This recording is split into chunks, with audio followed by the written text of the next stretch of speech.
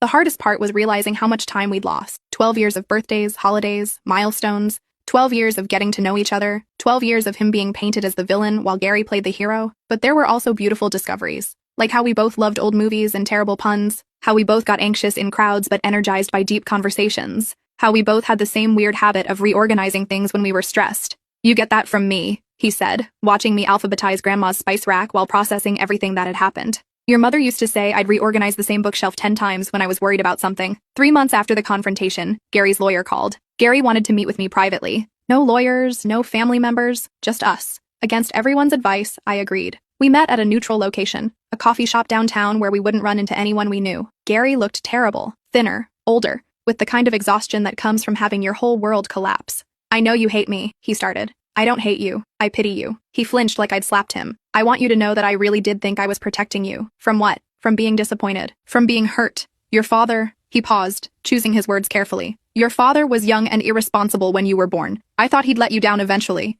and it would be better if you never got attached. So you made that decision for me." "I made the decision any father would make to protect his child." "You're not my father." The words hung in the air between us. For 12 years, I'd called him Dad. For 12 years, he'd been the primary father figure in my life. But blood wasn't what made him not my father. It was the lies, the manipulation, the theft of my relationship with my real dad. "I raised you," he said quietly. "You controlled me. There's a difference." We sat in silence for a while. Part of me wanted to scream at him, to make him understand the depth of the damage he'd caused. But another part of me just felt sad for him. This man who'd been so threatened by my biological father that he'd spent 12 years building an elaborate lie. "I know I can't undo what I did," he said finally, "but I want you to know that I did love you. In my own way, I did love you." "I know," I said, "but love without respect isn't really love. It's possession." Gary nodded, tears in his eyes. "I'm sorry. I know that doesn't fix anything, but I'm sorry." After he left, I sat in that coffee shop for another hour, processing the conversation. It wasn't closure exactly, but it was something. An acknowledgement of the damage done, and a recognition that there was no going back. The house sold 6 months later. Mom used her portion to pay Dad back as much as possible,